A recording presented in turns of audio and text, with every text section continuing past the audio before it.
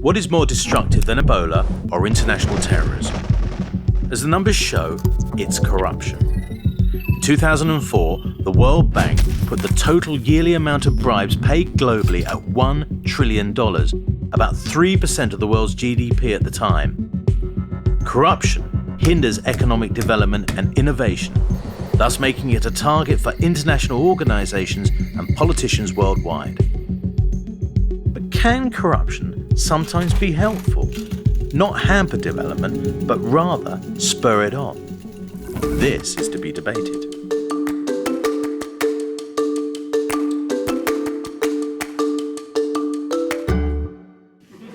Corruption is not only about bribes, it's more broadly understood as a misuse of entrusted authority for personal benefit. Of course, one can misuse authority in various different ways, like being absent from work or watching cat videos all day while still being paid a wage at taxpayers' expenses. But a lazy official would not be considered corrupt. Unlike those who engage in theft or embezzlement of public resources, which is another type of corruption. For instance, the former Indonesian dictator Suharto, in 31 years in office, has embezzled from $15 to $35 billion. Whereas General Abacha and President Mobutu and Marcos misappropriated around $5 billion each. Political patronage is also corruption, based on rent-seeking behaviour of cronies. Say some presidents have a bunch of friends who are pitching ideas that are very beneficial for them, but not so for much of the country, and he doesn't mind.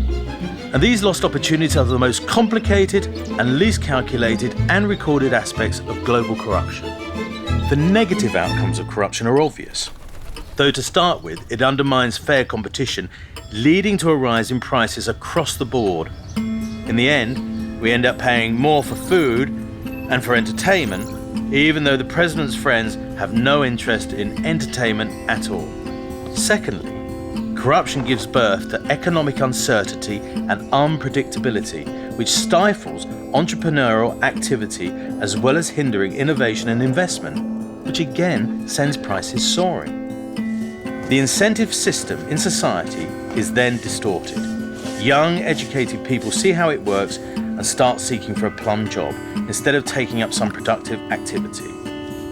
What comes next is low trust in public institutions, growth inequality and crime, and at worst, the delegitimization of state, political and social turmoil. To assess these risks, people try to measure corruption, as is being done by Transparency International, for example. These figures are then compared with economic indicators, a process called cross-country regression analysis. Here, every country is just a dot on a scatter plot. And there one can see a per unit increase in corruption perception index inevitably leads to a 1% decline in economic growth rate. This really is quite a lot. For India, say, 1% is about $70 million per year. And to be able to reduce corruption down to a level of Hungary, should have to pump up her GDP per capita by 157%. For the past 10 years, India has been growing at a 6% growth rate, so economic transparency is still something far in the future. But then we have South Korea. Corruption is pretty high here, but there's still no problem with economic growth, just like in China, India, and Indonesia. These nations are far from being economic dwarfs, and so this cannot be accounted for as a measurement error. Researchers call it the Asian paradox, a centuries-old tradition of collusive relationships between businesses and political power fits easily with tremendous economic growth. So, can corruption actually be a good thing and even contribute to economic development? But how? Oriental magic? Not really. As we found, corruption is all about circumventing the law, either by means of direct violation or by finding loopholes. Corruption can therefore be either good or bad, depending on whether the initial law is good or bad. Researchers claim that corruption can work as a trouble-saving device in over-regulated economies. In other words, happens. There's too many rules and official procedures take months to follow. Getting around them can save resources, encourage more business activity and boost economic growth. For example, it was only in 1997 that Chinese banks were allowed to provide loans to private entrepreneurs. But even beforehand, public officials had the power to intervene in credit decisions of local branches of state-owned banks and to issue licenses for construction on state-owned land too, all in return for fair compensation naturally. Thanks to these informal financial relations, namely corruption, that famous Chinese economic wonder evolved. Besides, one should remember that fighting corruption is not costless, and the price for its total eradication could be too high even for developed economies. For instance, as estimated by BNP Paribas, the anti-corruption campaign Xi Jinping's government has been running over the past 2 years has knocked 1 to 1.5% of China's GDP each year. The reason for this is that public officials have taken fright and now refrain from signing off on new projects. To sum up, matters are not so clear-cut. The relationship between corruption levels and economic development is not so linear. According to latest research, it looks like this. The most corrupt are the middle-income economies and not the poorest, where there are not so many resources to fight over. At first, growth of corruption levels follows economic growth.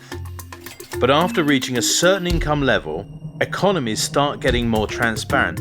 So, if you live in Tajikistan, Kyrgyzstan, Kenya, Tanzania, or Bangladesh, corruption is relatively harmless, and battling it could potentially do more harm than good. At this stage of development, it's better to focus on building up public institutions.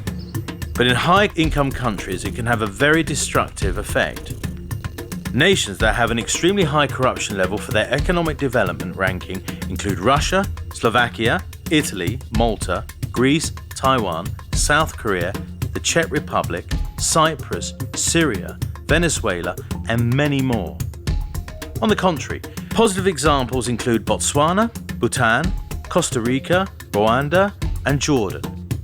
Whilst not being the richest, they still manage to keep corruption close to the levels of many Eastern European countries. In this way, whether corruption is bad or beneficial depends heavily on other factors: the rule of law, democracy and education levels, social inequality, and so on. Besides, it's not clear as to whether some countries are so clean by their own doing due to laws or mentality, or if this is because they export corruption elsewhere. Take, for example, Sweden. She's number 3 in the world's transparency ranking, and yet her largest and partly state-owned mobile operator, TeliSonera, is facing allegations of paying $320 million in bribes to the family of Islam Karimov, the former president of Uzbekistan. To wrap up our debate, here's Li Xiaozhong. Over 8 years in office, the former Chinese Minister of Railways not only accumulated $250 million in bribes, earning himself a life sentence, but also managed to construct the largest network of high-speed railways in the world, 20,000 kilometres, or 60% of all such railways in the world. Would he have constructed even more had he not been corrupt? Or vice versa, might he not even have embarked on it, given the lack of such an incentive? What's next to be debated? Subscribe to the channel and never miss our new videos. And you can support us on Patreon. It's so much appreciated.